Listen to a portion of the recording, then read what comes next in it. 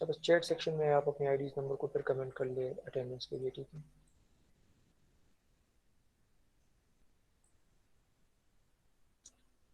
Do let me no जब आपको screen नज़र आ रहा हो, अगर स्क्रीन आपके नज़र आ रहा है तो do let me know then.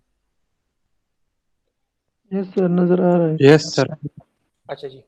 बिस्मिल्लाहिर्रहमानिर्रहीम। आज के लेक्चर में हम प्रिसिपिटेशन के बारे में पढ़ेंगे कि प्रिसिपिटेशन क्या चीज़ है, जो वेरियस फॉर्म्स है हमारे पास प्रिसिपिटेशन के उसके बारे में पढ़ेंगे, टाइप्स ऑफ प्रिसिपिटेशन के बारे में पढ़ेंगे। मेजरमेंट ऑफ प्रिसिपिटेशन मीन्स के प्रिसिपिटेशन को हम किस तरह मैयर कर सकते हैं, कौन से यूनिट में मैयर कर सकते हैं। और फिर जो प्रिसिपिटेशन का डाटा हमारे पास आ जाता है उसको हम किस तरह से इंटरप्रेट कर सकते हैं और किस तरह से हम कंप्यूट कर सकते हैं किसी बेसन के लिए एवरेज रेनफॉल को। बेसन जो है, basin is the same as catchment area, you can call it watershed as well. Catchment area, watershed and basin all are the same. Basin भी कह सकते हैं, कैचमेंट भी कह सकते हैं और वाटरशेड भी कह सकते हैं, ठीक है। अच्छा, तो प्रेसिपिटेशन के बारे में थोड़ी सी इंट्रोडक्टरी लेक्चर में हमने पढ़ा भी था कि प्रेसिपिटेशन, व्हाट इज प्रेसिपिटेशन। तो precipitation is basically the water coming from the atmosphere in any form, किसी भी फॉर्म में हासिल होने वाला पानी जो है वो आपके पास प्रेसिपिटेशन है। ये आपके पास कौन कौन से फॉर्म में हो सकती है, कौन कौन से शक्ल में हो सकती है। एक हो सकती है हमारे पास ड्रिजल की शक्ल में। ड्रिजल किस चीज़ को कहते हैं? ड्रिजल कहते हैं हल्की फुल्की बूंदाबांदी को, जिसके पार्टिकल साइजेज यूजुअली 0.5 mm से कम होते हैं और इसकी इंटेंसिटी जो है 1 मिलीमीटर पर आवर से कम होती है। 0.5 mm डायमीटर होती है पार्टिकल साइज की या इससे कम। इंटेंसिटी का मतलब यह है, इंटेंसिटी ऑफ रेन मींस कि कितनी mm की बारिश आपके पास होती है पर आवर, ठीक है। तो यानी फर्ज करें मेरे पास 50 मिलीमीटर की। अच्छा, ये अगले स्लाइड्स पे तो खैर वैसे पढ़ेंगे, लेकिन यहाँ पे चलो मैं बता देता हूँ। प्रिसिपिटेशन को मैयर करने के लिए अमाउंट ऑफ प्रिसिपिटेशन, ये अगले स्लाइड्स पे भी है, लेकिन यहाँ पे चलो डिस्कस कर लेते हैं। अमाउंट ऑफ प्रिसिपिटेशन जो है, इसको किस तरह से हम मैयर करते हैं? तो amount of precipitation is measured in units of depth, millimetre, centimetre, inches, metre, इस तरह के यूनिट्स में। यानी फर्ज करें मेरे पास ये ग्राउंड लेवल है, ठीक है, ग्राउंड लेवल है। तो ग्राउंड लेवल के ऊपर बारिश का जो पानी आएगा तो यहाँ पे एकमुलेट होता जाएगा। तो जितनी डेप्थ की, अब फर्ज करें ये मेरे पास पूरी पानी है, ठीक है। तो अब ये जो डेप्थ है यहाँ से लेके ग्राउंड लेवल तक, ये जो डेप्थ है, कितनी डेप्थ की बारिश हुई है, इस डी को अगर हम मेजर कर ले तो this is the precipitation, the amount of precipitation की हमारे पास इतनी प्रिसिपिटेशन हुई है। फर्ज करें 5 घंटे में हमारे पास 50 मिलीमीटर की प्रिसिपिटेशन हुई है। टोटल प्रिसिपिटेशन जो हुई है हमारे पास 5 घंटे में वो 50 मिलीमीटर हुई है। तो एक आवर में हमारे पास कितनी होगी? 10 millimetre per hour. So this 10 millimeter per hour is basically the intensity of the rain, which means that how many precipitation has been done in a unit time, 1 hour. ठीक है, तो it is basically the amount of precipitation in a unit time, that is the intensity. तो intensity हमारे पास 1 millimetre per hour से कम होती है। और usually drizzle के जो पार्टिकल्स होते हैं वो छोटे होते हैं साइज के, तो यूजुअली या तो ये हवा में एवापोरेट कर जाते हैं और अगर ज़मीन तक पहुंच भी जाते हैं तो ज़मीन उसको एब्जॉर्ब कर लेती है और ज़मीन के ऊपर जो है आपके पास कोई फ्लो जो है वो नज़र नहीं आती। They can not flow over the surface, but usually evaporate, ज़्यादातर एवापोरेट हो जाती है। इसके बाद जो दूसरी फॉर्म ऑफ हो सकती है हमारे पास प्रिसिपिटेशन की, हमारे पास है रेन। रेन का मतलब ये कि आपके पास वाटर ड्रॉपलेट्स की जो साइज होती है ये 0.5 mm से लेके यूजुअली 6 mm तक होती है, ठीक है। 0.5 mm से लेके यूजुअली इसकी साइज जो है ये 6 mm तक होती है। और इस रेन के केस में आपके पास ग्राउंड लेवल के ऊपर जो है आपको सरफेस फ्लो जो है ये नजर आता है, ठीक है। कुछ ना कुछ पानी जमीन के ऊपर बहता नजर आ जाता है आपको रेन के केस में। Number third is glaze. Glaze का क्या मतलब है? ग्लेज का मतलब है कि आपके पास जो ग्राउंड लेवल है अगर उसका सरफेस इतना कूल हो कि जैसे ही वाटर ड्रॉपलेट बारिश का नीचे आते वक्त जैसे ही इसके साथ कांटेक्ट में हो जाए तो ये फ्रोज हो जाए, ठीक है, सॉलिड फॉर्म में कन्वर्ट हो जाए और इस तरह जमीन के ऊपर एक आइसी कोटिंग बना ले। ठंडी सर्दियों के मौसम में आपने ऑब्जर्व किया होगा ज्यादा ठंड की वजह से जमीन के ऊपर एक कोटिंग सी बन जाती है, उसको कहा जाता है ग्लेज। इसके बाद है slit. Slit is a combination of rain plus snow के लिए या फ्रोजन रेन ड्रॉपलेट्स के लिए। यानी basically it is a combination of rain and snow. Particles गिरते वक्त जो है, परस करें मेरे पास रेन ड्रॉप्स है तो कुछ ड्रॉप्स जो है गिरते वक्त हवा में कूलनेस की वजह से जो है वो फ्रोजन हो जाते हैं, ठीक है, सॉलिड फॉर्म में कन्वर्ट हो जाते हैं। कुछ रेन ड्रॉप जो है वही लिक्विड फॉर्म में होते हैं, लिक्विड फॉर्म में। और कुछ इस तरह पार्टिकल जो है वो फ्रोजन होके सॉलिड फॉर्म में कन्वर्ट हो जाते हैं। तो basically this type of precipitation is then known as sleet के, जिसमें आपके पास रेन भी हो और उसमें आपके पास फ्रोजन रेन ड्रॉप्स भी हो, ठीक है, frozen rain drops. Another one is snow. Snow is basically आपके पास आइस के क्रिस्टल्स है वाइट कलर में, तो वाइट कलर में आइस के जो क्रिस्टल है वो आपके पास है स्नो। और इसके बाद है स्नोफ्लेक। स्नोफ्लेक जो है आपके पास नंबर ऑफ आइस क्रिस्टल जो है वो फ्यूज होके एक बड़ा क्रिस्टल बना ले, ठीक है, 3 4 5 6 मिलके एक बड़ा सा क्रिस्टल बना ले, उसको कहा जाता है स्नोफ्लेक। और सबसे लास्ट में है hailstorm. Hailstorm means जालाबारी। जालाबारी मतलब ये कि आपके पास सॉलिड फॉर्म में हो, इसकी डायमीटर यूजुअली 5 मिलीमीटर के करीब होती है या इससे ज़्यादा होती है, और ये आपके पास ट्रांसपेरेंट होती है, ठीक है, स्नो की तरह व्हाइट कलर में नहीं होती बल्कि ट्रांसपेरेंट होती है, और उसकी डायमीटर जो है वो स्नो के पार्टिकल से कंसिडरेबली ज़्यादा होती है। That is known as hail storm, Urdu में इसको जलाबारी भी कहते हैं। तो these are the various forms of precipitation का आप हमारे पास कौन कौन से फॉर्म्स में प्रिसिपिटेशन हो सकती है। Now what are the necessary conditions for formation of precipitation. कौन कौन से कंडीशन जो है वो ज़रूरी है प्रिसिपिटेशन के होने के लिए। पहला, सबसे पहला जो ये है कि आपके पास जो ईयर है वो ज़मीन से ग्राउंड लेवल से ऊपर किस तरह जाएगा, फर्स्ट वन। सेकंड वन, कि आपके पास जब ये जो ऊपर जाएगा तो ये क्लाउड्स में किस तरह कन्वर्ट होगा। थर्ड, आपके पास सफिशिएंट क्लाउड्स कब बनेंगे। नंबर फोर्थ, आपके पास क्लाउड एलिमेंट्स है, ड्रॉपलेट्स का होना जरूरी है कि उसके साइज ग्रोथ हो पार्टिकल्स का, ताकि उससे फिर आपके पास ये प्रिसिपिटेशन हो नीचे गिर जाए। Let's discuss all these 4 steps one by one. Number first is lifting mechanism to cool the air, या we can say lifting mechanism of the air. Lifting mechanism of the air का क्या मतलब है। Lifting mechanism of year का मतलब यह है कि हमारे पास ग्राउंड लेवल के ऊपर जो ईयर मौजूद है, जो हवा मौजूद है, मेरे पास यहाँ पे जो ईयर के पार्टिकल मौजूद है, वो किस तरह से ऊपर जाएंगे। ईयर में आपके पास वाटर वेपर्स भी होते हैं, तो जब ये ऊपर जाएगा, ऊपर जाके ये कंडेंस होके क्लाउड्स के फॉर्म में कन्वर्ट होगा। लेकिन ऊपर जाने के लिए कोई ड्राइविंग फोर्स तो होनी चाहिए, कोई ड्राइविंग फोर्स हो तभी ऊपर जाएगी। तो कौन से मेथड्स के थ्रू ये ऊपर जा सकती है ये year. Number first is convective system, ठीक है। ईयर को ऊपर जाने के लिए एक हमारे पास है कन्वेक्टिव सिस्टम। कन्वेक्टिव सिस्टम का क्या मतलब है। कन्वेक्टिव सिस्टम मींस, नाम से जाहिर है कि इसमें कन्वेक्शन का लफ्ज है। Convection means due to temperature change. आपके पास मॉलिक्यूल्स की ट्रांसफर जो टेम्परेचर चेंज की वजह से होती है उसको कहा जाता है कन्वेक्शन। यहाँ पे देख ले कि फर्ज करें ये मेरे पास एक इलाका है, सन की रेज जो है जब ये पड़ेंगे on a very hard day, तो यहाँ पे जो इस इलाके में जो एयर होगा, ये ज़मीन की जो सरफेस होगी ये भी आपके पास गर्म हो जाएगी, तो यहाँ पे जो एयर होगा आपके पास ये गर्म हो जाएगा, ठीक है। अब ये ईयर जो है ये आपके पास वार्म हो चुका है, सराउंडिंग में जो ईयर है वो आपके पास कूल्ड है। अब सराउंडिंग में जो ईयर है वो कूल्ड है, warm air is lighter in weight than cooler year.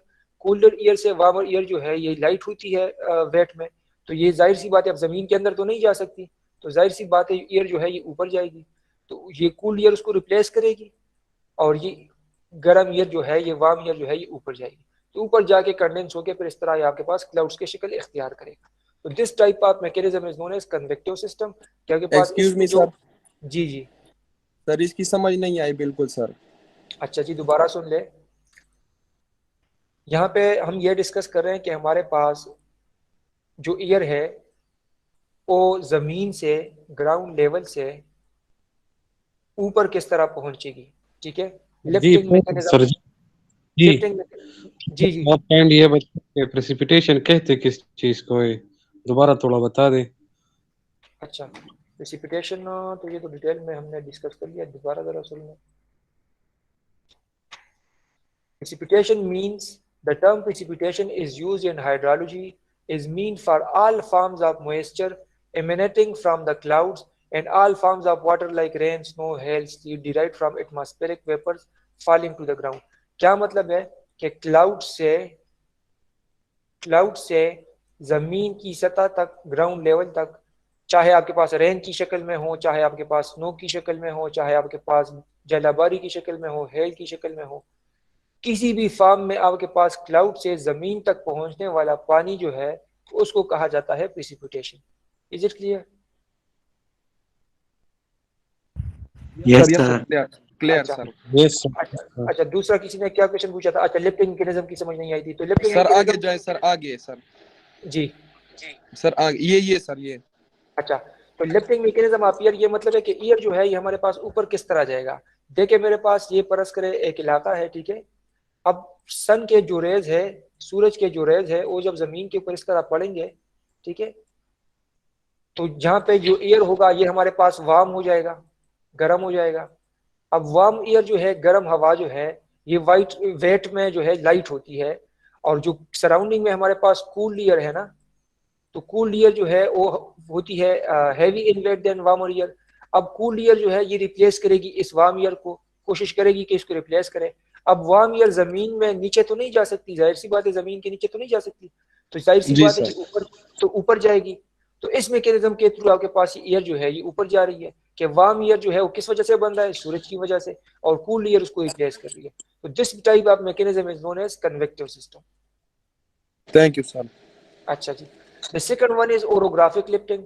Orographic का क्या मतलब है? ओरो आपके पास एयर को कहते हैं, ठीक है। ओरोग्राफिक लिफ्टिंग मींस कि आपके पास फर्ज करें इस डायरेक्शन में आपके पास विंड है, ठीक है, विंड की जो डायरेक्शन है वो आपके पास इस तरह है।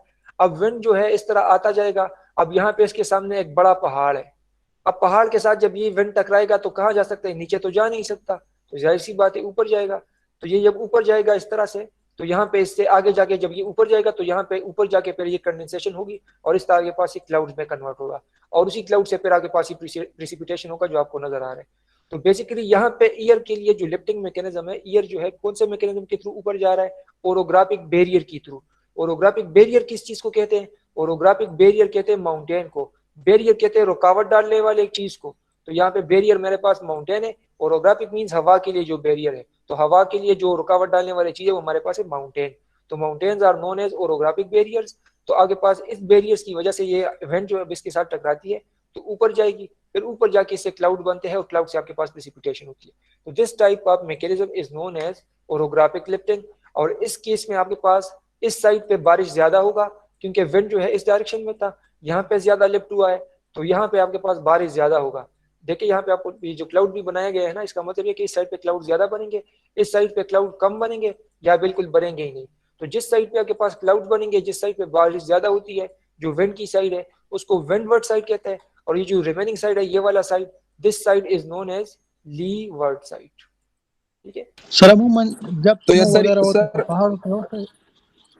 एक करके क्वेश्चन पूछे जी।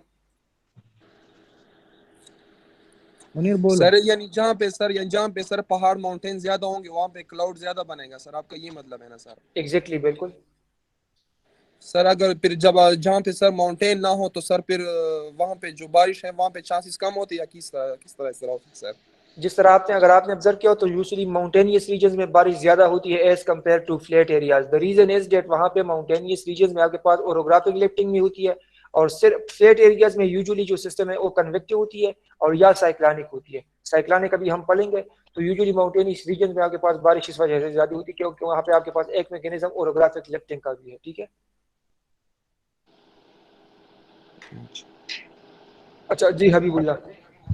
सर ये अक्सर हम देखते हैं कि स्नो वगैरह होती है तो ये पहाड़ों पे स्नो वगैरह भी होती है और लैंड पे नहीं होती। सर इसकी क्या रीजन है? आपने यहाँ पे बताया कि यहाँ पे पहाड़ पे हिट करेगा तो ये दूसरे साइड पे ज्यादा रेन होगा।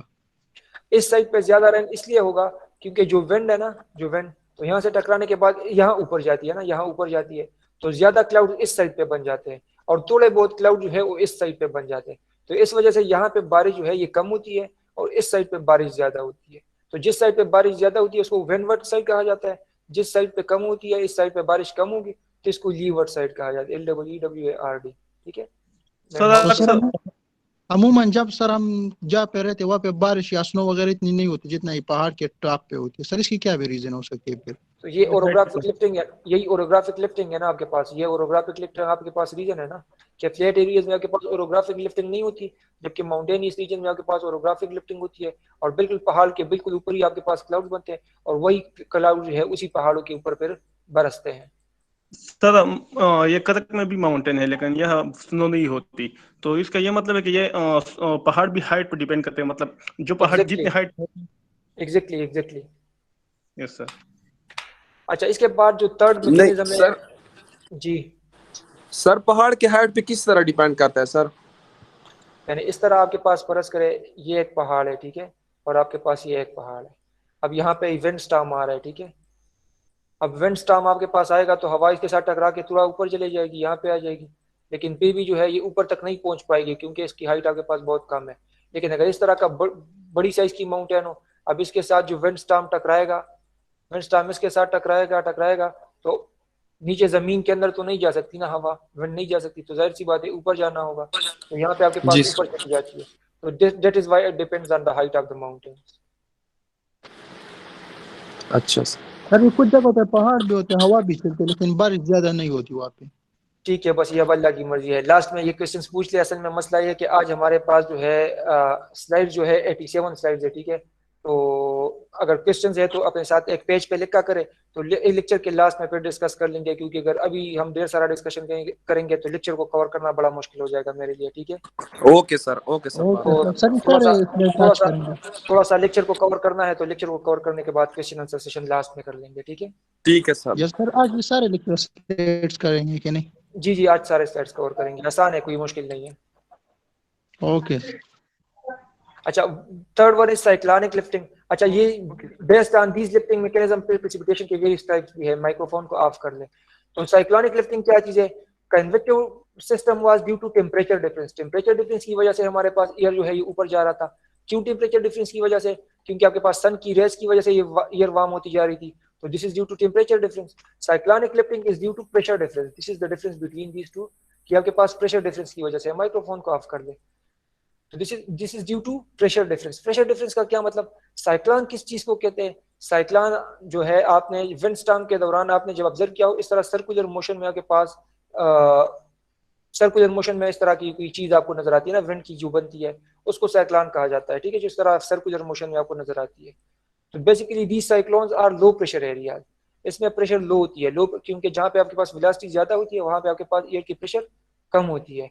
तो जिस अब यहाँ पे एयर की प्रेशर कम होगी और सराउंडिंग में जो एयर की प्रेशर है वो ज्यादा होगी इससे, तो अब सराउंडिंग की प्रेशर एयर जो है ये क्या करेगा? सराउंडिंग का जो एयर है ये इसको रिप्लेस करने की कोशिश करेगा, क्योंकि इसकी प्रेशर कम है, यहाँ पे हायर कंसंट्रेशन से लोअर कंसंट्रेशन की तरफ आने की कोशिश करेगा। जब ये लोअर कंसंट्रेशन की तरफ आने की कोशिश करेगा तो ये वाला एयर जो है इसको ऊपर धकेल देगा। तो जब ये ऊपर धकेल देगा तो ये ऊपर जाके फिर क्लाउड्स में कन्वर्ट होगा। तो this type of lifting is known as cyclonic lifting. Why it is known as cyclonic lifting? Because ये वर्ड जो है साइक्लोन से निकला हुआ है। साइक्लोन का क्या मतलब होता है? Cyclone are basically two areas formed in wind storm which are low pressure area, जो इस तरह सर्कुलर मोशन में हमें नजर आते हैं, ठीक है। ये क्लियर है या नहीं? Yes sir. Yes sir, clear है। Yes sir. अच्छा, सेकंड कंडीशन क्या आती है? The first one was mechanism of lifting air, के एयर जो है किस तरह लिफ्ट होता है जमीन से। Second one is cloud elements किस तरह फॉर्म होंगे। तो क्लाउड एलिमेंट्स हमारे पास ऊपर किस तरह फॉर्म होंगे? एटमॉस्फेयर में there appears to be always sufficient nuclei present in the atmosphere. Atmosphere में हमारे पास सफिशिएंट अमाउंट में न्यूक्लियाई मौजूद है। कौन सा nuclei? Hygroscopic nuclei. Hygroscopic nuclei का क्या मतलब है? ये हाइग्रोस्कोपिक का जो लफ्ज है, इस हाइग्रोस्कोपिक लफ्ज का मतलब समझ ले। हाइग्रोस्कोपिक लफ्ज मींस, इस हाइग्रोस्कोपिक का मतलब ये है any material which have affinity to absorb moisture. Any material which have affinity to absorb moisture is known as hygroscopic material. Affinity to absorb water और मॉइस्चर, उसको कहा जाता है हाइग्रोस्कोपिक मटेरियल। अब हाइग्रोस्कोपिक न्यूक्लियाई हमारे पास एटमॉस्फेयर में मौजूद है।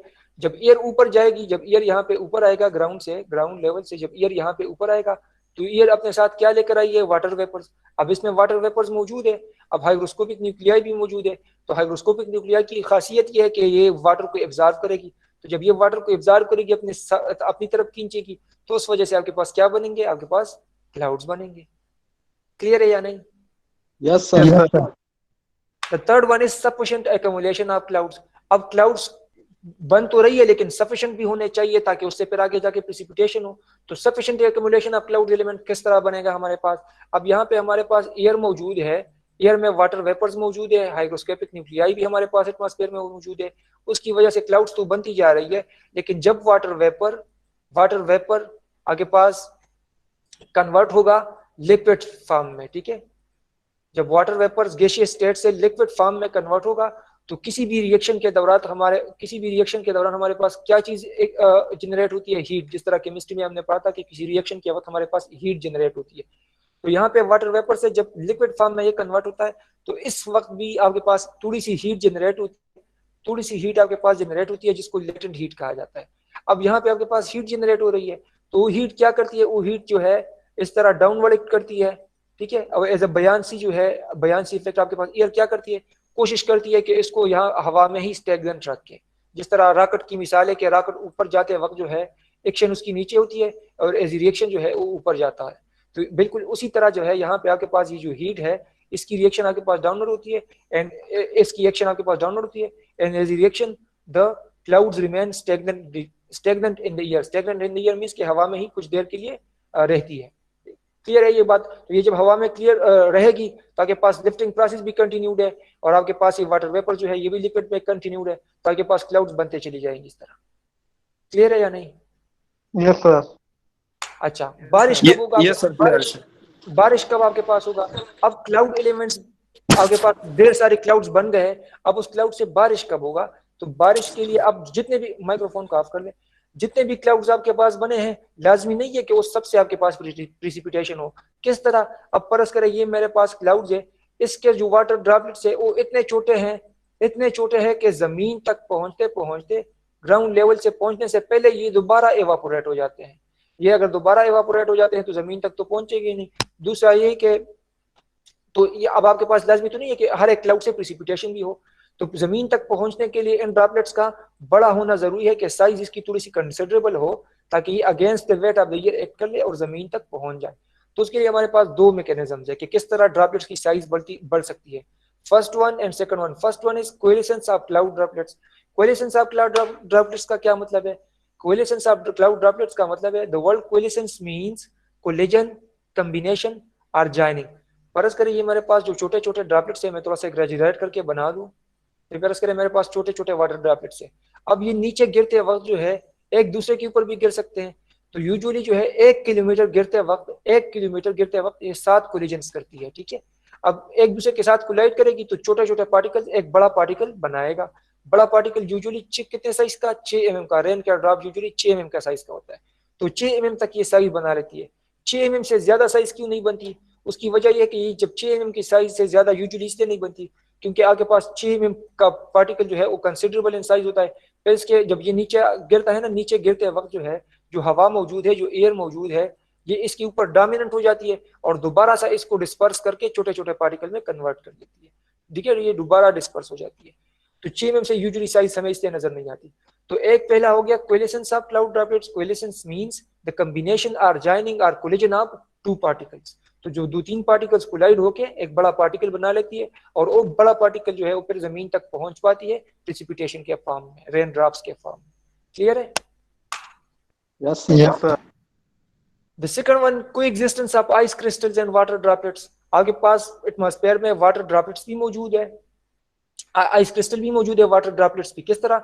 देखिए आपके पास some growth is expected through diffusion. कुछ पार्टिकल्स गिरते वक्त जो है एक दूसरे के साथ कंबाइन होकर बड़े साइज के पार्टिकल बना रही थी, और कुछ पार्टिकल जो है आपके पास एटमॉस्फेयर में क्लाउड्स में जो पार्टिकल है हाइड्रोस्कोपिक न्यूक्लियाई के ऊपर जो रिएक्शन हो रहा है ना, हाइड्रोस्कोपिक न्यूक्लियाई की, वाटर वेपर को अपनी तरफ खींच रहा है और यहाँ पे एक ड्रॉपलेट आपके पास बन रहा है, ठीक है। अब यहाँ पे कूलनेस की वजह से ये आपके पास हो गया एयर, ठीक है। एयर में मेरे पास मौजूद है water vapours, WV means water vapours.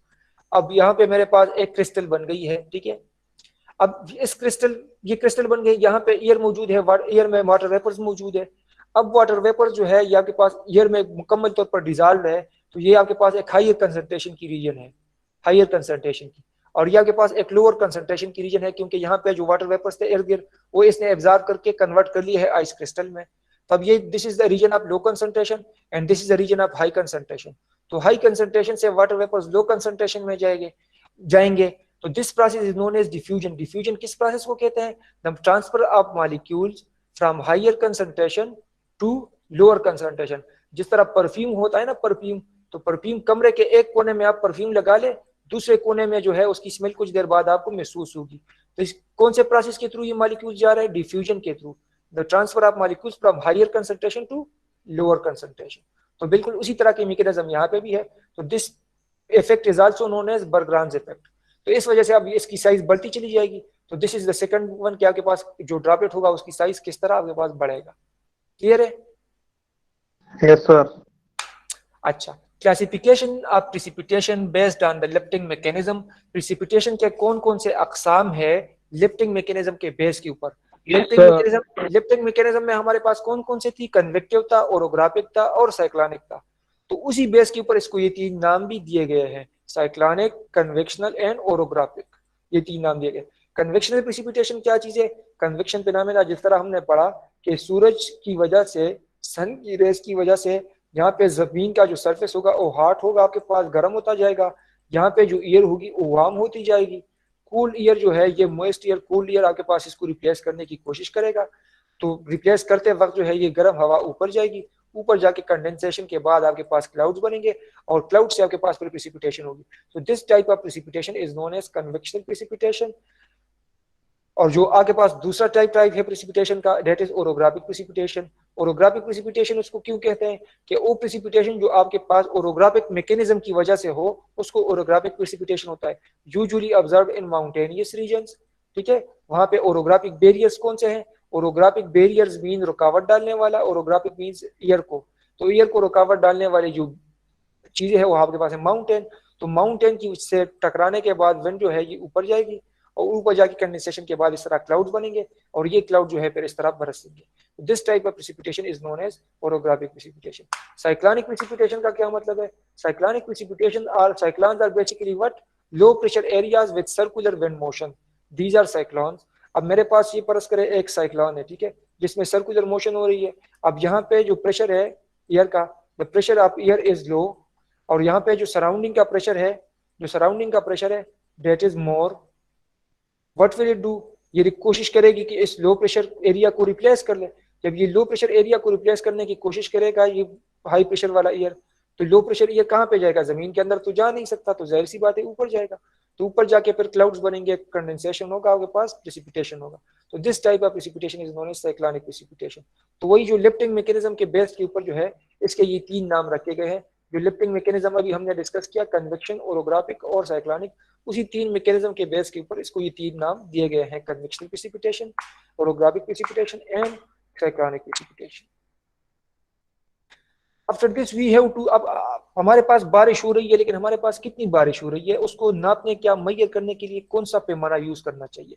तो फर्ज करें ये मेरे पास ग्राउंड लेवल है और ग्राउंड लेवल के ऊपर जो बारिश का पानी है वो मेरे पास इस तरह एक्यूमुलेट होता जा रहा है।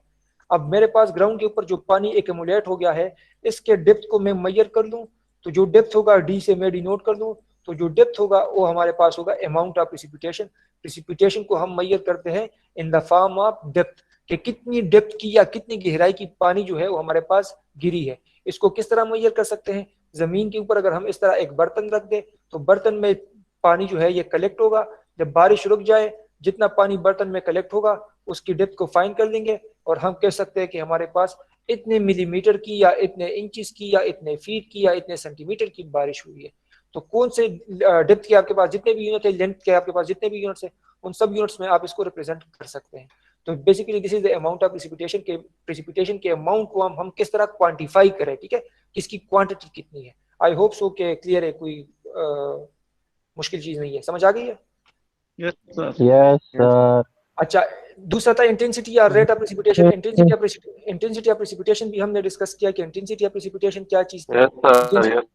इंटेंसिटी ऑफ प्रेसिपिटेशन थी हमारे पास कि हमारे पास पर आवर में यानी एक यूनिट टाइम में कितनी बारिश हो रही है हमारे पास, ठीक है। तो amount of precipitation per unit time is called the intensity of precipitation. अच्छा, जो प्रेसिपिटेशन हमारे पास होगी उस प्रेसिपिटेशन को हम किस तरह से मेजर कर सकते हैं? तो मेजर करने के लिए हम यूज करते हैं रेन गेजेस को। तो रेन गेजेस क्या चीज है? रेन गेजेस हमारे पास दो किस्म के होते हैं, एक होती है नॉन रिकॉर्डिंग रेन गेज और एक होती है रिकॉर्डिंग रेन गेज। तो इन रेन गेजेस के थ्रू हम मेजर कर सकते हैं रेन के डेप्थ को। नॉन रिकॉर्डिंग रेन गेज का क्या मतलब है? नाम से जाहिर है कि इसमें कुछ नॉन रिकॉर्डिंग मींस कि ये सिंपल इसकी जो शेप होती है वो आपके पास एक बर्तन जैसी होती है और जिसमें रेन आपके पास, रेन जब होगा आपके पास तो आपके पास रेन जो है इसमें सिर्फ कलेक्ट हो जाता है, ठीक है। यहाँ पे आपके पास रेन जो है सिर्फ कलेक्ट हो जाता है और फिर जो डेप्थ होगी तो मैनुअली हमने रीडिंग लेना होगा। तो मैनुअली हमने रीडिंग लेनी है, तो इसलिए रीडिंग चूंकि ऑटोमेटिकली हमें नहीं मिलती तो इसलिए इसको नॉन रिकॉर्डिंग कहते हैं, क्योंकि रिकॉर्ड जो है वो डायरेक्टली हमें नहीं मिलता तो इसको नॉन रिकॉर्डिंग कहते हैं। इसमें सिर्फ और सिर्फ रेन का पानी आपके पास कलेक्ट होता है, जबकि रिकॉर्डिंग आपको डायरेक्टली नहीं मिलती। रिकॉर्डिंग रेन गेज में क्या होगा कि इसमें आपके पास पानी कलेक्ट भी होगा, collection plus as well as record भी होगा, आपके पास जो रीडिंग होगी वो भी आपको डायरेक्टली मिल जाएगी, मैनुअली लेने की जरूरत नहीं होगी। तो this is basically the main difference between these to. और इस स्लाइड पे इसके बारे में लिखा गया है कि आपके पास इन दोनों में मेन डिफरेंस है क्या। अब नॉन रिकॉर्डिंग रेन गेज को थोड़ा सा डिटेल में देख लेते हैं कि नॉन रिकॉर्डिंग रेन गेज है क्या। Non recording rain gauge is basically, इसकी जो सेटअप होती है वो इस तरह होती है कि ये मेरे पास एक बर्तन है, इस बर्तन के ऊपर जो है इस तरह एक फनल रखा जाता है। फनल को आई होप सो कि सब आप जानते होंगे फनल को। तो Yes, sir. इसके ऊपर एक फनल रखा जाता है और फनल के नीचे जो है फिर इस तरह यहाँ पे एक मेजरिंग ट्यूब रखी जाती है, ठीक है। अब ये फनल जो है ऊपर, ये आपके पास बारिश को क्या कर रहा है, कलेक्ट कर रहा है, ठीक है। बारिश को कलेक्ट कर रहा है, इसीलिए इसको कलेक्टर कहा जाता है। यहाँ पे इसके थ्रू फिर ये नीचे ट्यूब में आएगा। इस ट्यूब के ऊपर अगर डिवीजन मौजूद है तो हम यहाँ तक परस करें पानी का लेवल है तो फिर यहाँ से हम रीडिंग ले लेंगे मैनुअली।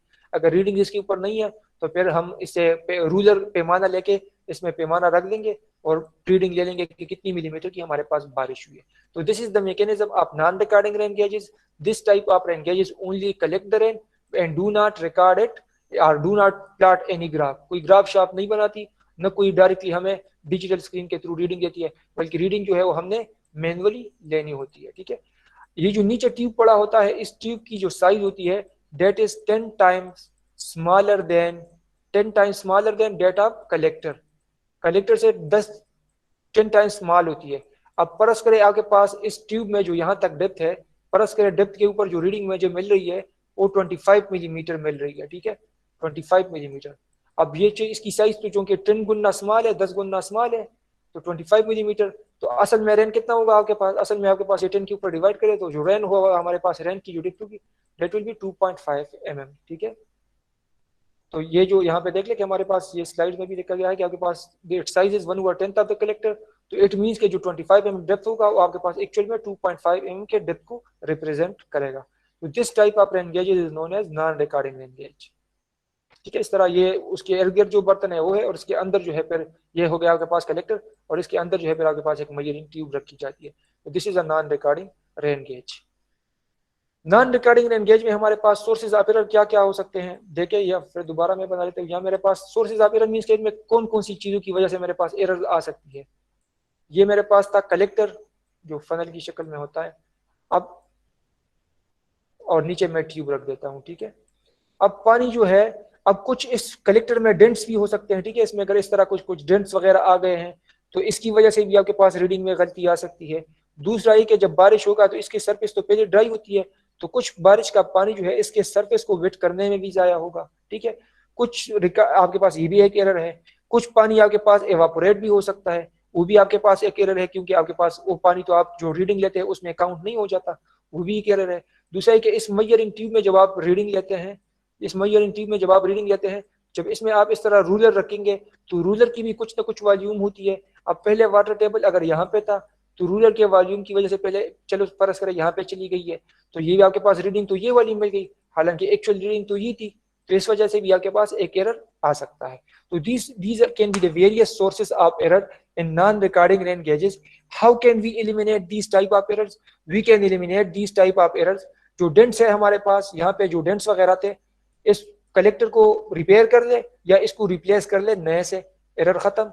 जो पानी हमारे पास इस सरफेस को वेट करने में जाया हो रहा है, उस तरह के एरर को हम डायरेक्टली एलिमिनेट नहीं कर सकते, क्योंकि जाहिर सी बात है हम इस तरह तो नहीं कर सकते कि बारिश शुरू होने से पहले वहां पे बैठ रहे और कलेक्टर को बारिश शुरू होने से पहले थोड़ा सा गीला कर ले, पॉसिबल ही नहीं है। तो इनडायरेक्टली इसको किस तरह एलिमिनेट करेंगे कि लास्ट में हमारे पास जो रीडिंग मिलती है, परस करें 25 mm की रीडिंग हमारे पास मिली, उस रीडिंग के साथ एक सुटेबल फैक्टर को मल्टीप्लाई किया जाता है इस तरह के एरर को एलिमिनेट करने के लिए। So some errors can be eliminated directly while some sort of errors cannot be eliminated directly, बल्कि उसके लिए उसको एलिमिनेट करके के लिए इनडायरेक्टली हम एक फैक्टर को यूज कर लेंगे। Is it clear? Yes, sir. Yes, sir. Yes. अच्छा जी, ठीक है, good. The second one is recording rain gauge. Recording के लफ्ज से जाहिर है कि ये जो है रेन को कलेक्ट करने के साथ साथ रिकॉर्डिंग भी हमें देगा। रेन कलेक्ट भी करेगा, रिकॉर्ड भी करेगा। किस तरह? इसमें 3 किस्म होते हैं। एक होता है फ्लोट टाइप रेन गेज, नाम से जाहिर है कि इसमें कोई फ्लोट टाइप का मैकेनिज्म होगा। तो float type rain gauge is a type of recording rain gauge. इसकी क्या मैकेनिज्म होती है? यूजुअली जो गर्मियों में हम कमरों में वाटर कूलर यूज करते हैं, WC मींस वाटर कूलर, जो वाटर कूलर हम गर्मियों में यूज करते हैं अपने कमरों में, उसमें आपने ऑब्जर्व किया होगा कि उसमें उसको चलाने से पहले हम उसमें कुछ पानी जो है वो डालते हैं, और उस पानी का जो है हमें रीडिंग यहाँ पे गेज में नजर आती है। फर्ज करें गेज पहले यहाँ पे था, तो हम कहते हैं कि पानी कम है, तो हम पानी डाल देते हैं इसमें, और हमें यहाँ पे ये रीडिंग मिल जाती है कि अब पानी का जो गेज है वो कंप्लीट है, तो आप कूलर को चला सकते हैं, इसमें सफिशिएंट पानी मौजूद है। तो ये गेज हमें किस तरह मिलती है, इसके ऊपर इस तरह एक प्लास्टिक का बाल रखा जाता है, उस प्लास्टिक के बाल के साथ इस तरह एक नीडल अटैच की जाती है। तो जितना जितना इसके पानी वाटर टेबल इंक्रीज होता जाएगा, तो ये बाल ही फ्लोट करेगा, यहाँ पे आएगा, और ये नीडल भी ऊपर जाएगी। ठीक है, तो हमारे यहाँ पे रीडिंग नजर आ जाती है। तो बिल्कुल इसी तरह का सेटअप जो है ये फ्लोटिंग टाइप रेन गेज में भी इंस्टॉल होता है। ठीक है, ये मेरे पास this sign shows the water table, ये मेरे पास वो बाल पड़ा हुआ है वाटर के ऊपर, और इसके साथ ये नीडल अटैच्ड है, और यहाँ पे ये एक ड्रम लगा हुआ है। ड्रम के इर्द गिर्द जो है मेरे पास एक व्हाइट पेपर है, और ये जो नीडल है इसमें एक पेन टाइप की सेटअप इंस्टॉल होती है जो इसके ऊपर ग्राफ बनाती है। अब जैसे जैसे आपके पास बारिश होता जाएगा, डेप्थ इंक्रीज होती जाएगी, ये ऊपर चला जाएगा, और आपके पास ये नीडल भी ऊपर जाएगी, और आपके पास इस व्हाइट ग्राफ पेपर के ऊपर एक ग्राफ सा बनता चला जाएगा। तो this is the mechanism of floating type rain gauge, कि इसके थ्रू आपके पास अब रेन यहाँ पे डायरेक्टली कलेक्ट भी हो रहा है ना, और कलेक्शन के साथ साथ नीडल के थ्रू ये हमें नीडल के थ्रू रीडिंग भी दे रहा है, हमें मैनुअली रीडिंग लेने की कोई जरूरत नहीं है। So this type of rain gauge is known as floating type rain gauge. Is it clear? Yes, sir. Yes sir. अच्छा, सेकंड आपके पास जो रिकॉर्डिंग रेन गेज की टाइप है that is weighing type rain gauge. Weighing के लफ्ज को देख ले कि वेइंग के लफ्ज से ही जाहिर है कि इसमें कुछ वेइंग सेटअप इंस्टॉल हुआ होगा। वेइंग सेटअप मींस कि इसमें कुछ बैलेंस की शक्ल में कुछ सेटअप इंस्टॉल हुआ होगा जिसके थ्रू ही हमें रीडिंग देगी। यहाँ पे देख ले फिगर में, फर्ज करें ये मेरे पास जो कलेक्टिंग वेसल है जिसके थ्रू रेन कलेक्ट हो रहा है, इसके नीचे ये मेरे पास वो बर्तन है जिसमें रेन आपके पास कलेक्ट होगा, this is the water table. अब यहाँ पे इसके नीचे इसके साथ एक बैलेंस की सेटअप जो है वो इंस्टॉल किया जाता है वेइंग बैलेंस की सेटअप में। अब जितना जितना इसमें पानी की डेप्थ जो है ये इंक्रीज होती जाएगी, उतना उतना आपके पास ये नीडल जो है ये डिस्प्लेस होता जाएगा अपनी पोजीशन पे, और यहाँ पे आपके पास ये जो ड्रम है इस ड्रम के इर्द गिर्द आपके पास एक रोटेटिंग ड्रम है जिसके ऊपर आपके पास एक व्हाइट पेज इंस्टॉल होती है, और ये जो नीडल है इसके साथ एक पेन लगा होता है, जो पेन इसके ऊपर आपको ऑटोमेटिकली एक ग्राफ बना के देती है। वो ग्राफ किस तरह की नजर आती है आपको, इस तरह की नजर आएगी। वाई एक्सिस के ऊपर मेरे पास बारिश का डेप्थ होगा, एक्स एक्सिस के ऊपर जो है मेरे पास टाइम होगा। ठीक है, अब पहले मेरे पास पहले घंटे में फर्ज करें 5 mm की बारिश हुई थी, यहाँ तक डेप्थ था। अब दूसरे घंटे बाद 10 mm की बारिश होगी, डेप्थ यहाँ तक पहुंच गई है, तो ये पहला पॉइंट रहा। दूसरा पॉइंट ये रहा, फिर तीसरे आपके पास डेप्थ यहाँ तक पहुंच जाएगा।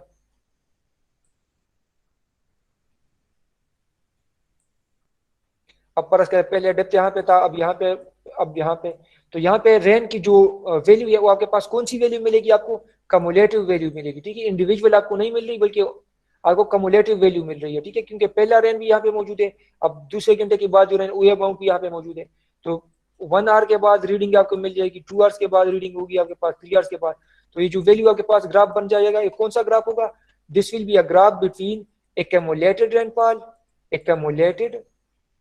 Rainfall versus time. इसकी समझ आ गई है कि एक्यूमुलेटेड रेनफॉल वर्सेस टाइम का ग्राफ किस तरह बनेगा? Yes sir. सर अच्छा, एक्यूमुलेटर को हम इंटेंसिटी भी कहते हैं। एक्यूमुलेटर को इंटेंसिटी, यस सर, हम मास कर्व जब बनाते हैं सर उसमें तो एक साइड पे इंटेंसिटी और दूसरी साइड पे टाइम लेते हैं।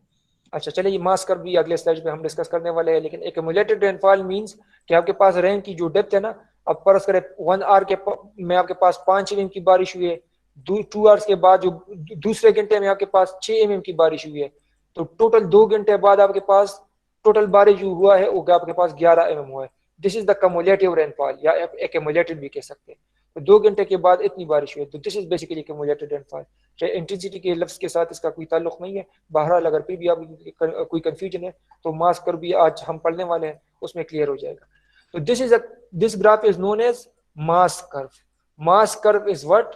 मास curve is a graphical representation of accumulated rainfall on y axis versus time on x axis।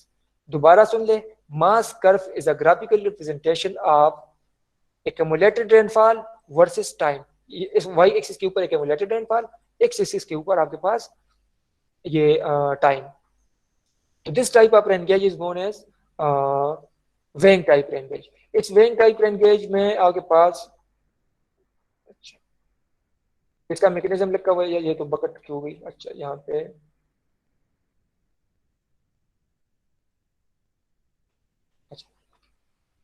तो this is the mechanism of weighing type rain gauge, जो कि हमारे पास एक किस्म है रिकॉर्डिंग रेन गेज की। वेइंग टाइप की समझ आ गई है? Yes sir. अच्छा, जो थर्ड वन है वो हमारे पास है टिपिंग बकेट टाइप। नाम से देख ले कि इसमें कोई एक बकेट इंस्टॉल होगा और जिसमें कोई टिपिंग इफेक्ट होगा। टिपिंग किस चीज को कहते हैं?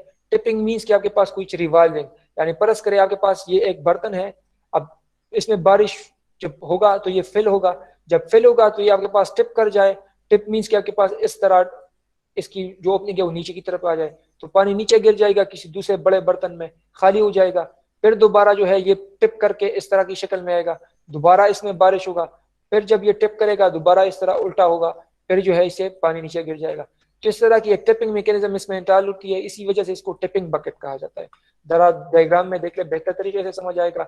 This is an example of tipping bucket type rain gauge कि यहाँ पे इसमें यहाँ पे एक पार्टीशन होता है, ठीक है।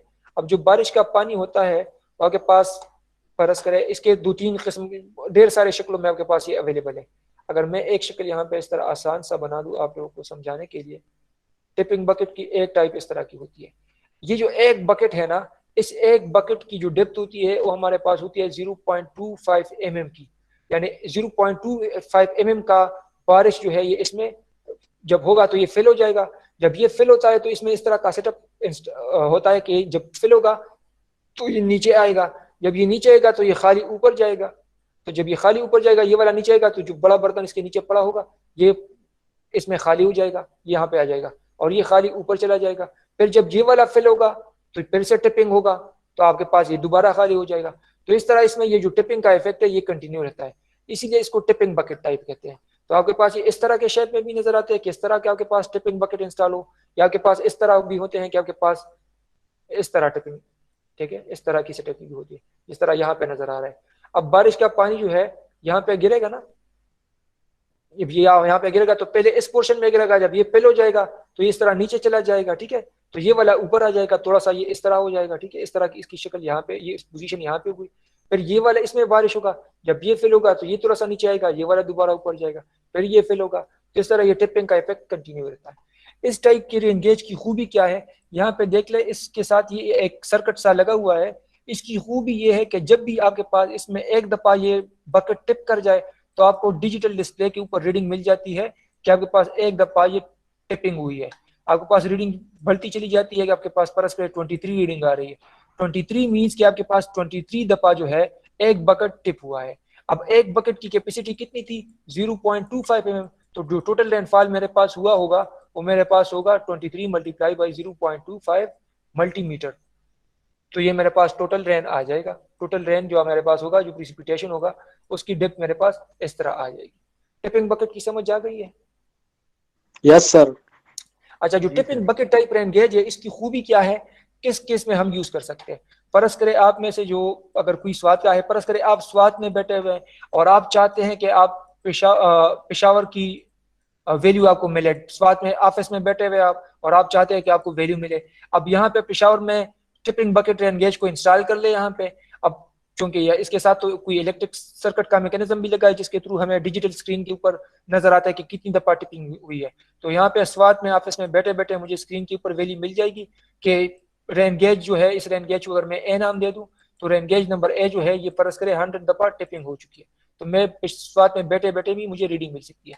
तो these type of rain gauges are suitable कि जब आपके पास कोई इस तरह इलाके में, कोई रिमोट एरिया में आपने इंस्टॉल करना हो जहां तक रोजाना या मंथली या ईयर टू ईयर आपके लिए जाना मुश्किल है, या अगर फर्ज करे आपने रोजाना की बुनियाद पे रीडिंग लेनी है तो कौन रोजाना जाए वहां पे और वहां से रीडिंग ले। तो इस तरह की बकेट को इंस्टॉल करना चाहिए, इस तरह के रेन गेज को, जिसे हमें बैठे बैठे जो है रीडिंग मिल जाएगी।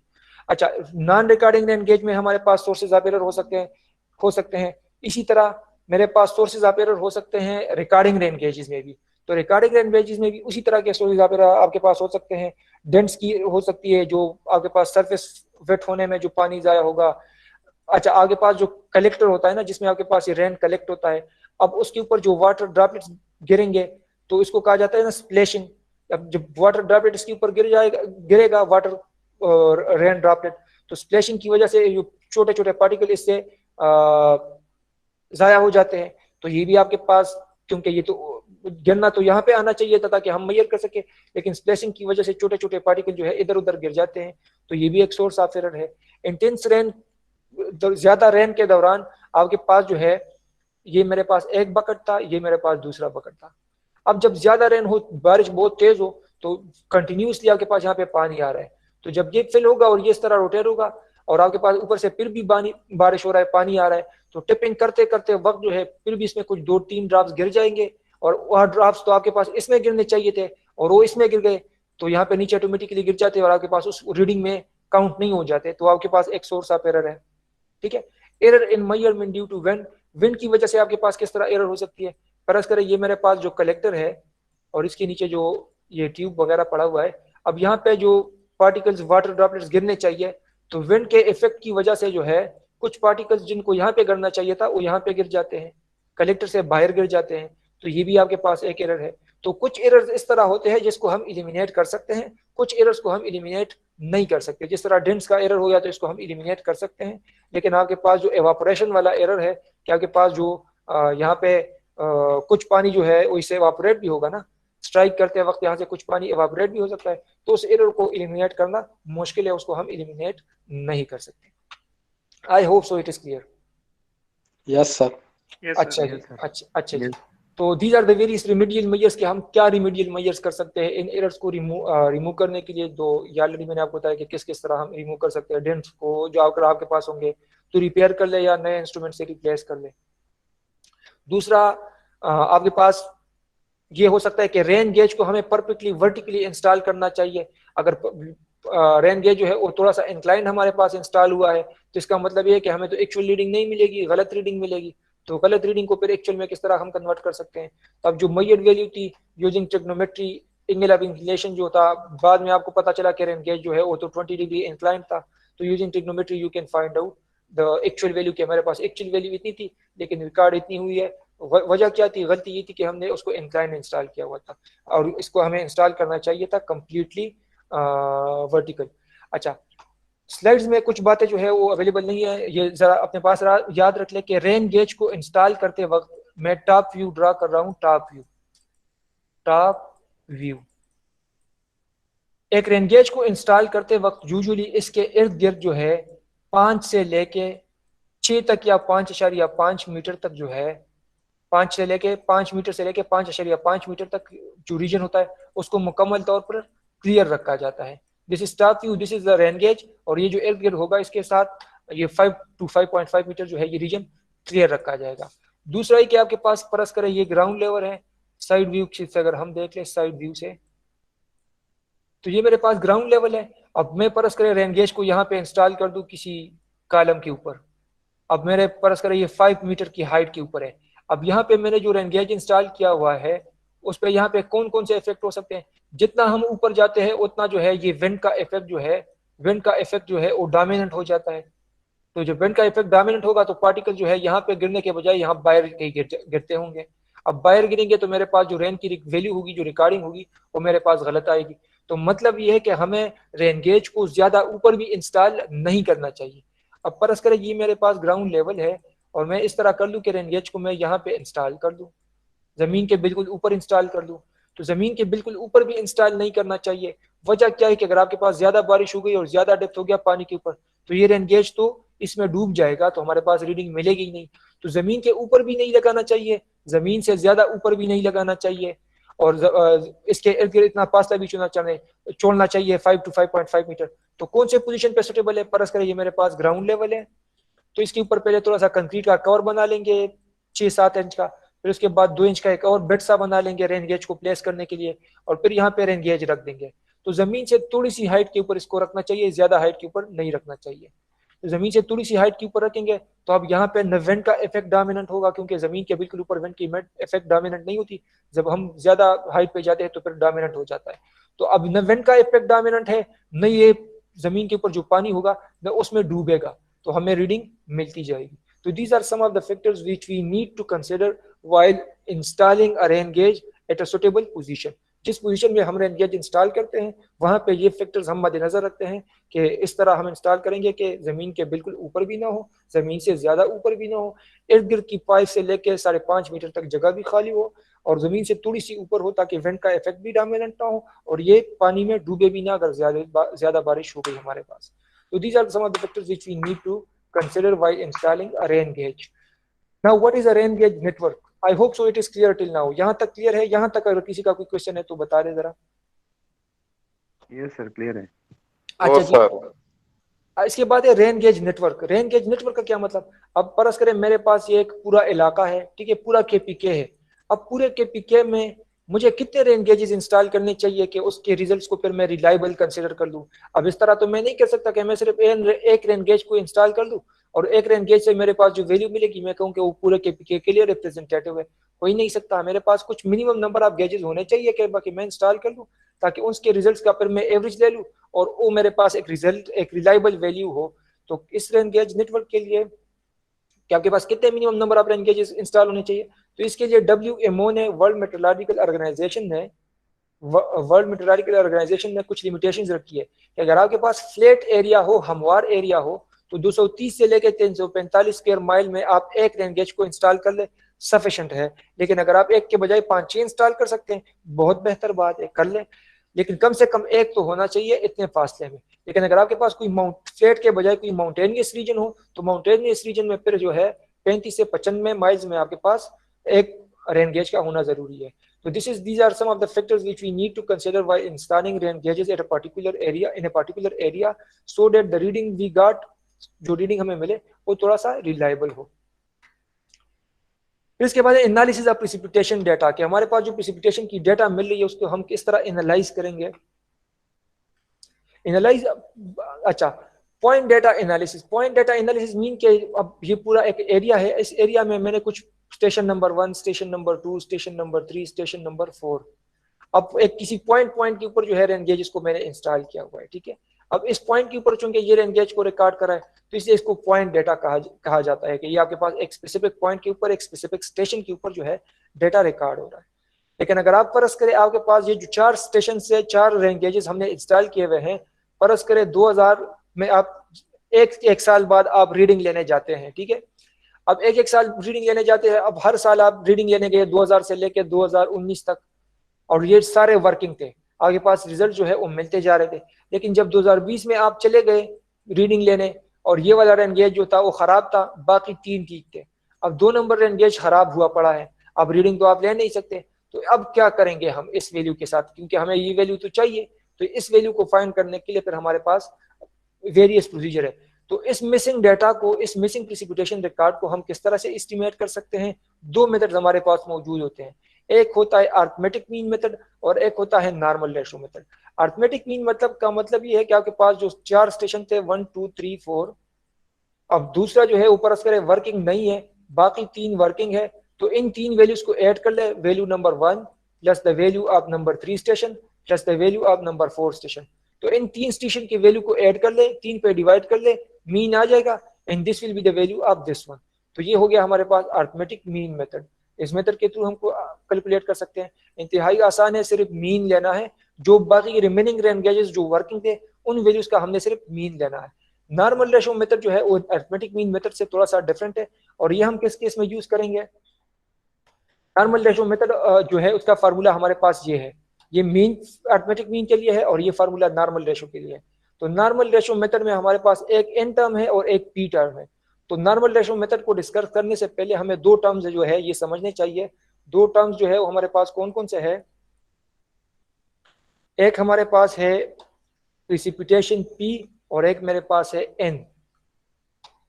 एक होती है हमारे पास एनुअल प्रेसिपिटेशन, एनुअल प्रेसिपिटेशन, एक होती है normal annual precipitation. Annual precipitation का क्या मतलब है?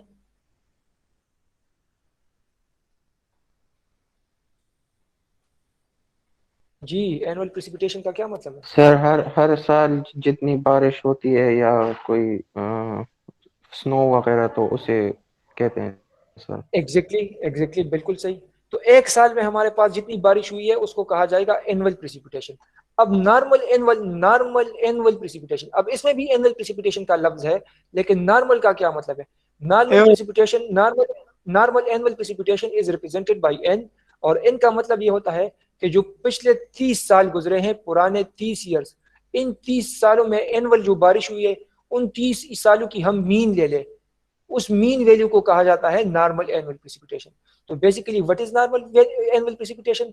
Normal annual precipitation is the ratio of the annual precipitation of previous 30 years, whereas the annual precipitation denoted by P is the participation in a particular year। फर्ज करें 2020 में, तो 2020 पे आपके पास एनुअल प्रेसिपिटेशन।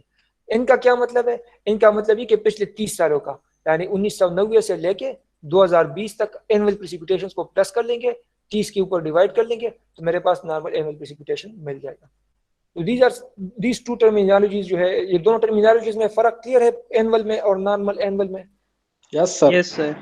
अच्छा, जो नॉर्मल एनुअल प्रेसिपिटेशन है, तो ये तो हमने डिस्कस कर लिया कि अरिथमेटिक मीन मेथड जो है वो हमारे पास इस तरह है कि जो 2-3 स्टेशन होंगे, फर्ज करिए मेरे पास 4 स्टेशन थे, चौथे नंबर स्टेशन के ऊपर जो है ये वर्किंग नहीं था, तो Px या P4 both are the same. x is denoted by the x जो है उस स्टेशन के लिए हम डिनोट करते हैं जिस स्टेशन के ऊपर हमारे पास डेटा मिसिंग हो। तो यहाँ पे 4 के ऊपर हमारे पास डेटा मिसिंग है, तो Px भी कह सकते हैं या P4 भी कह सकते हैं। तो रिमेनिंग तीनों को ऐड कर लेंगे, 3 के ऊपर तकसीम कर लेंगे, तो अरिथमेटिक मीन को यूज कर लेंगे। अगर अरिथमेटिक मीन को यूज नहीं करना, नॉर्मल रेशियो को यूज करना है, तो किस केस में करेंगे? एग्जांपल की तरफ देख ले। Find out the missing storm precipitation of station C given in the following table. Below table में हमारे पास 5 स्टेशन के ऊपर A, B, C, D, E के ऊपर डेटा गिवन है। हमारे पास P की जो वैल्यू है प्रेसिपिटेशन की, वो हमारे पास हर एक साल में गिवन है, लेकिन जिस साल में आपके पास C जो है ये खराब हो गया है, वर्किंग नहीं है, अब ये वैल्यू आपके पास मिसिंग है। Normal annual precipitation denoted by N which is the average of previous 30 years। ये तो हमारे पास मौजूद होगा ना सारे स्टेशन के लिए, क्यों? क्योंकि इस साल खराब है ना, पिछले पुराने 30 सालों का डेटा तो पड़ा हुआ है, तो उससे हम मीन को फाइंड आउट कर सकते हैं। तो ये पिछले पुराने 30 सालों का नॉर्मल एनुअल प्रेसिपिटेशन सबका अवेलेबल है हमारे पास, और प्रेसिपिटेशन जो एनुअल प्रेसिपिटेशन है किसी पर्टिकुलर ईयर में 2021 में फर्ज कर ले, वो मेरे पास अवेलेबल नहीं है, तो इसको मैं कैलकुलेट करूंगा। तो 2 मेथड्स अवेलेबल है, अरिथमेटिक मीन मेथड और नॉर्मल रेशियो मेथड। तो पहले हम चिक लगाएंगे कि कौन सा मेथड हमें यूज करना चाहिए। तो चिक लगाने के लिए जिस स्टेशन के ऊपर मेरे पास डेटा मिसिंग है, स्टेशन सी के ऊपर डेटा मिसिंग है, तो इसकी वैल्यू उठा लेंगे 93.5। इसकी वैल्यू हमने उठा ली 93.5 सेंटीमीटर। इसकी 10% फाइंड करेंगे, 10% इसके साथ प्लस करेंगे और माइनस भी करेंगे। किस तरह? 93.5 की वैल्यू हमने पिक कर ली, 10% of NC, NC means the normal annual precipitation at station C, वो हमारे पास कितनी है? 93.5। इसकी 10% वैल्यू फाइंड कर लेंगे, तो फाइंड कर लेंगे 93.5 का 10% कितना बनेगा? 9.35 सेंटीमीटर बनेगा। तो 9.35 सेंटीमीटर एक दफा 93.5 के साथ प्लस करेंगे, एक दफा प्लस करेंगे और एक दफा इससे सब्ट्रैक्ट करेंगे। जब एक दफा सब्ट्रैक्ट करेंगे तो 84.15 आ रहा है, 93.5 से सब्ट्रैक्ट कर ले और एक दफा 93.5 से प्लस कर ले, तो जो रेंज बनता है वो मेरे पास 84 to 102 बनता है। 84 to 102, तो 84 to 102 मेरे पास अब एक रेंज है। रेंज का क्या मतलब? कि जो बाकी वैल्यूज है, इस वैल्यूज को अब हमने चेक करने हैं कि आया ये वैल्यूज इस रेंज के अंदर है या नहीं।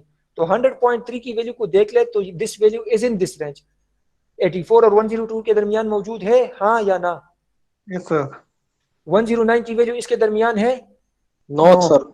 125 की value? No. 117? No.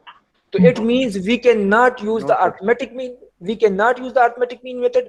Instead, we will use the normal ratio method. अगर हमारे पास ये सब बाकी की जो वैल्यूज थे, अगर ये मेरे पास इस रेंज के अंदर होते हैं, फिर मैं अरिथमेटिक मीन को यूज कर लाता। अगर इस रेंज के अंदर नहीं है, तो फिर हमने नॉर्मल रेशियो मेथड को यूज करना है। क्योंकि इस केस में रेंज के अंदर नहीं है, तो नॉर्मल रेशियो मेथड के फार्मूला को यूटिलाइज करके फाइंड कर लेंगे। नॉर्मल रेशियो मेथड का जो फार्मूला है वो हमारे पास है 1/n, whereas the small n is representing the number of stations के कितने रेंज स्टेशन है हमारे पास। nx is basically the station जहाँ पे आगे पास डेटा जो है वो मिसिंग है। अब यहाँ पे nx हमारे पास कौन सा स्टेशन है? C station. देखे सी स्टेशन के ऊपर हमारे पास, सी स्टेशन के ऊपर मेरे पास डेटा जो है वो मिसिंग है। तो nx is basically the station C। तो nx यहाँ पे हम क्या लिखेंगे? इन C लिखेंगे। N C means normal annual precipitation at station C, वो वैल्यू मेरे पास यहाँ पे मौजूद है। और PC का क्या मतलब होगा? PC या PX दोनों से डिनोट कर सकते हैं, PX या PC दोनों से डिनोट कर सकते हैं। वो हमारे पास अननोन है, तो ये तो मैं फाइंड कर लूंगा। अब यहाँ पे 1/n, तो यहाँ पे n की जगह आ जाएगा 4। 4 क्यों आएंगे? स्टेशन तो 5 है हमारे पास, 4 इसलिए आएंगे क्योंकि बाकी 4 वर्किंग है, ये वाला वर्किंग नहीं है, तो यहाँ पे वैल्यू लिखेंगे 4। 93.5 जो है NC की वैल्यू है, NX और NC सेम चीजें हैं, तो NX और NC, तो NX की वैल्यू कितनी है? यहाँ पे ये N की वैल्यू है ना नॉर्मल, तो NC या NX की वैल्यू कितनी है? 93.5, तो मैंने यहाँ पे लिख दिया 93.5, ठीक है, ये 93.5। फिर इसके साथ मल्टीप्लिकेशन में है PI और डिवीजन में है NI। PI और NI का क्या मतलब है? PI is basically the precipitation at station number I from 1 to N, station number 1 तो P1 डिवाइड बाई N1, तो P1 क्या है, N1 क्या है, या अगर स्टेशन के नाम A और B है तो PA बाई NA, तो PA की वैल्यू कितनी है? PA की वैल्यू है 9.7 और NA की जो वैल्यू है वो हमारे पास है 100.3, तो 9.7 और 100.3, तो 9.7 और 100.3। और फिर इसी तरह NX जो है ये अपनी जगह पे होगा और PI/NI की जगह हमारे पास आ जाएगा P2N2, यहाँ पे नाम PB/NB होगा, तो PB/NB की वैल्यू आ जाएगी। PB/NB की वैल्यू 8.3 और 109.5 है, 8.3 और 109.5, यहाँ पे देखिए 8.3 और ये 109.5, तो फार्मूलाज में वैल्यूज पुट कर लेंगे, मेरे पास वैल्यू आ जाएगी। तो मेरे पास जो वैल्यू आ रही है that is 7.8 mm, 7.8 centimetre, sorry 7.8 cm centimetre. तो ये मेरे पास मिसिंग डेटा कैलकुलेट हो गया। Is it clear till now? Yes sir. Yes sir. अच्छा, अब इस वैल्यू के ऊपर हम एक रफ चेक भी लगा सकते हैं। रफ चेक किस तरह लगा सकते हैं? रफ चेक को इस तरह देखिए, 7.8 की वैल्यू जो है बाकी जितने भी स्टेशन है वो सबसे कम है, 8 से भी कम है, 9 से भी, 8 से भी, 11 से भी, तो इसका जो एनुअल प्रेसिपिटेशन है ये भी सबसे कम था, इसीलिए ये वैल्यू कम आई है। देखिए 93 की वैल्यू इससे भी कम है, इससे भी कम है, इससे भी कम है, इससे भी, तो this is basically a rough check. एक रफ चेक है, कोई एग्जैक्ट चेक नहीं है, लेकिन एक रफ चेक है, आप अप्लाई कर सकते हैं ताकि आपको अंदाजा हो। अब यहाँ पे मुझे अंदाजा हो गया है कि न्यूमेरिकल मैंने सही तरीके से सॉल्व कर लिया है, क्योंकि इसकी N की वैल्यू भी सबसे कम थी, तो जाहिर सी बात है P की वैल्यू भी सबसे कम होना चाहिए। लाजमी नहीं है, लेकिन मोस्ट ऑफ द केसेस आपके पास इस तरह होता है, तो ये एक रफ चेक भी आप लगा सकते हैं लास्ट में आपके पास। I hope so it's now till now clear है। ये दूसरा एग्जांपल है, खुद सॉल्व कर ले, वही सेम प्रोसीजर है। पिछले स्लाइड में 5 स्टेशन थे, यहाँ पे 4 है, उससे भी कम स्टेशन है, इसी तरह हम वैल्यू को फाइंड कर सकते हैं। अच्छा, क्लियर है यहाँ तक या नहीं? Yes sir. अच्छा जी, जिस तरह मैंने आपको बताया कि एक होती है मास curve. Mass curve is basically the graphical representation of accumulated rainfall versus time। Double mass curve क्या चीज होती है? Double mass curve is basically a graphical representation of cumulated rainfall versus cumulated rainfall। Axis के ऊपर भी आपके पास cumulative rainfall होती है, वाई एक्सिस के पास भी आपके पास कम्युलेटिव रेनफॉल होती है। कम्युलेटिव रेनफॉल के लिए या एक्यूमुलेटेड रेनफॉल के लिए ऐसे शुरू कर ले, बोथ आर द सेम, तो this is known as double mass curve. तो डबल मास कर्व को यूज करने का क्या फायदा होगा? टॉपिक को देख ले कि कंसिस्टेंसी ऑफ प्रेसिपिटेशन डेटा। अब परस करें मेरे पास जो है, परस करें मेरे पास ये एक स्टेशन है, रेन गेज स्टेशन है। अब इसके ऊपर मैं रीडिंग लेता जा रहा हूँ, 1970 भी मैंने रीडिंग ली है, 1971, और इस तरह होके होके होके मैं 2020 तक रीडिंग लेता जा रहा हूँ। अब 2020 तक मेरे पास सारा डेटा जो है वो अवेलेबल है, लेकिन जो डेटा मेरे पास अवेलेबल है, क्या आया ये डेटा कंसिस्टेंट है, आया ये डेटा सही रिकॉर्ड किया गया है या नहीं, इसके ऊपर पहले हम एक चेक लगाएंगे, उसके बाद हम इस डेटा को आगे जाके किसी प्रॉब्लम में यूज करेंगे। चेक लगाएंगे किस तरह? चेक लगाने के लिए एक डबल मास कर्व को हम प्लॉट करेंगे इस डेटा को फाइंड करने के लिए कि क्या आया डेटा कंसिस्टेंट है या नहीं। अब फर्ज करें 2010 में इस रेन गेज में एक फॉल्ट आ गई है, इसके मैकेनिज्म में कुछ फर्ज करें वेइंग टाइप रेन गेज था, अब इसके स्प्रिंग बैलेंस में कोई फॉल्ट आ गई है। अब इसके बाद मुझे रीडिंग तो नजर आ रही है, लेकिन जो रीडिंग मुझे नजर आ रही है वो गलत है, ठीक है, सही नहीं है। अब मैं किस तरह से फाइंड कर सकता हूं कि क्या आया रीडिंग सही है या नहीं है या गलत है? तो इसको कहते हैं डेटा कंसिस्टेंसी ऑफ डेटा। इस कंसिस्टेंसी ऑफ डेटा को चेक करने के लिए डबल मास कर्व को प्लॉट करेंगे। किस तरह सॉल्व करेंगे देखें यहाँ पे एक प्रॉब्लम में। ये एक सिंपल सी फार्मूला है जिसको हमने यूज करना है। इस फार्मूला की तरफ मैं आता हूँ, इसके ऊपर डिस्कशन करेंगे, लेकिन थोड़ा सा न्यूमेरिकल को देख ले। ये मेरे पास एक न्यूमेरिकल गिवन है कि ईयर 1972 से लेके 1955 से लेके 1972 तक मेरे पास डेटा रिकॉर्ड है एक स्टेशन के ऊपर, जिसको मैंने नाम दिया है एक्स स्टेशन। अब उसके ऊपर हर एक साल के ऊपर मेरे पास जो है ये डेटा रिकॉर्ड है, एनुअल डेटा है, हर एक साल का डेटा है।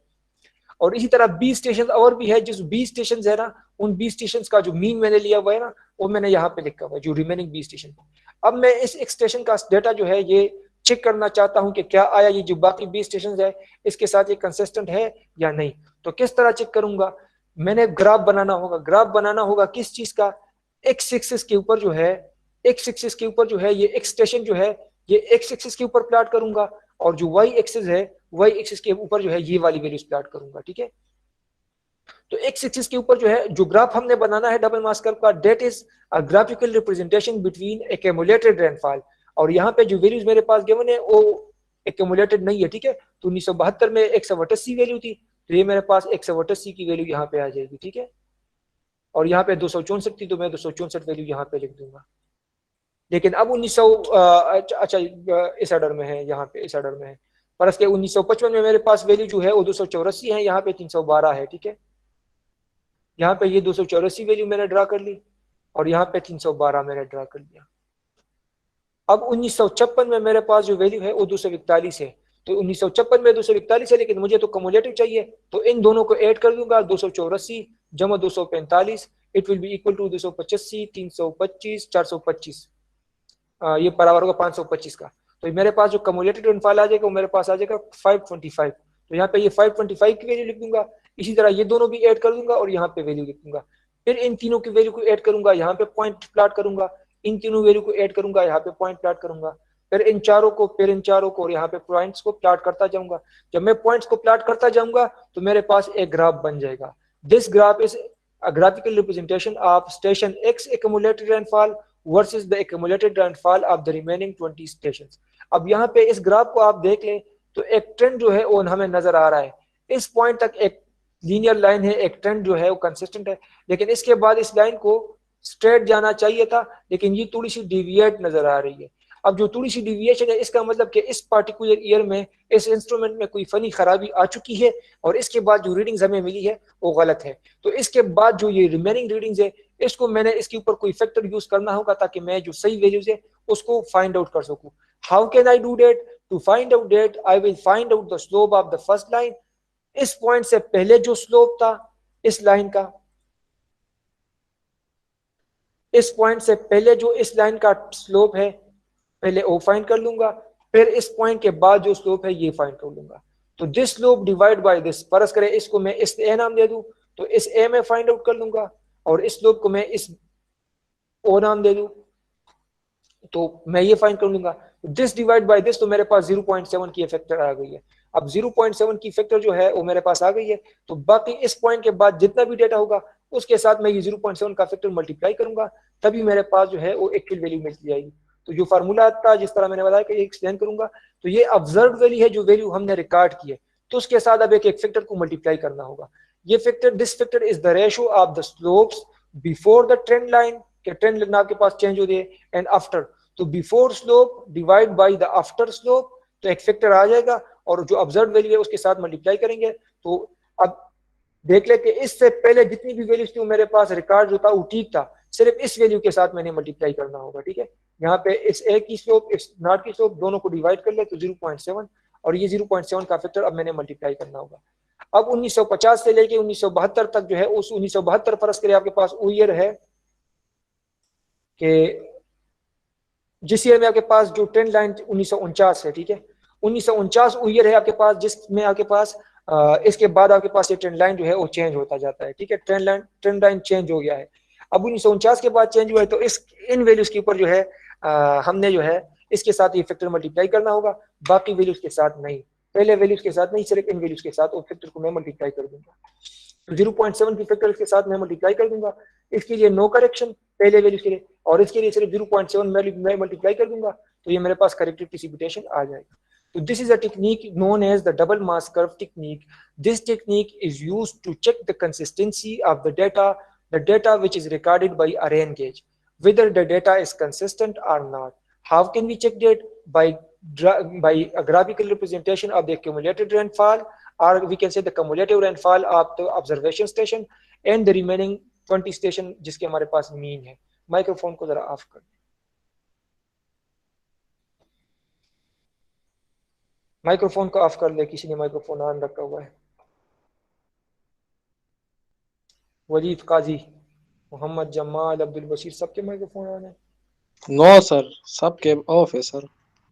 अच्छा सर हमारा ठीक तो है ऑफ सब, है। सर ठीक है माइक ऑफ। जी जी जी जी बस ठीक है, आप सबके माइक सब ऑफ है, अब शोर नहीं है। अच्छा जी, अच्छा तो यहाँ तक क्लियर है डबल मास कर्व तक? Yes sir. डबल मास sir. कर्व में जो सब डबल मास कर्व के बाद जो लास्ट टॉपिक है हमारे आज के लेक्चर का, वो हमारे पास है किसी बेसन के लिए एवरेज प्रेसिपिटेशन को हम किस तरह कैलकुलेट कर सकते हैं। बेसन कैचमेंट एरिया को भी कहते हैं, वाटरशेड को भी कहते हैं। इसके लिए हमारे पास 3 मेथड मौजूद होते हैं, अर्थमेटिक, टेजन पॉलीगॉन एंड आइसोहाइड्रल। बेसन मींस कैचमेंट एरिया। फर्ज करें ये मेरे पास एक कैचमेंट एरिया है जिसका रेन का पानी जो है वो ड्रेन होके यहाँ पे किसी एक पॉइंट के ऊपर आके कलेक्ट होके फिर इस तरह बह रहा है, ठीक है। तो ये मेरे पास एक कैचमेंट एरिया है। अब इस कैचमेंट एरिया के लिए जो प्रेसिपिटेशन है, उस एवरेज प्रेसिपिटेशन को मैं किस तरह कैलकुलेट कर सकता हूँ।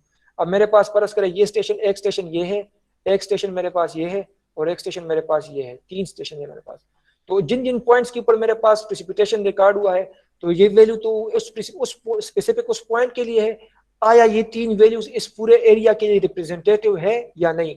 तो इस पूरे एरिया को रिप्रेजेंटेटिव बनाने के लिए हम क्या कर लेंगे, इन तीनों वैल्यूज को ऐड करके 3 के ऊपर तकसीम कर लेंगे, मीन ले लेंगे, तो हम कहेंगे कि हाँ इस कैचमेंट एरिया में इतनी प्रेसिपिटेशन होती है। लेकिन मीन मेथड जो है या के पास एक रफ मेथड है, एक्यूरेट नहीं है, क्योंकि डायरेक्टली सिर्फ आपने तीनों को जमा कर दिया। इससे जो थोड़ा सा बेहतर मेथड है वो है Teejan polygon method. Teejan polygon method है, और इससे जो सबसे बेहतर है वो आइसोहाइड्रल मेथड है। तो अर्थमेटिक मीन मेथड जो है वो तो सबसे सिंपल है। अर्थमेटिक मीन मेथड के सिर्फ जो बाकी स्टेशन है उन सबको सिर्फ प्लस करके इनके ऊपर डिवाइड कर ले सब स्टेशन को, और आपके पास एवरेज प्रेसिपिटेशन मिल जाएगा। तो ये तो सबसे आसान तरीका है।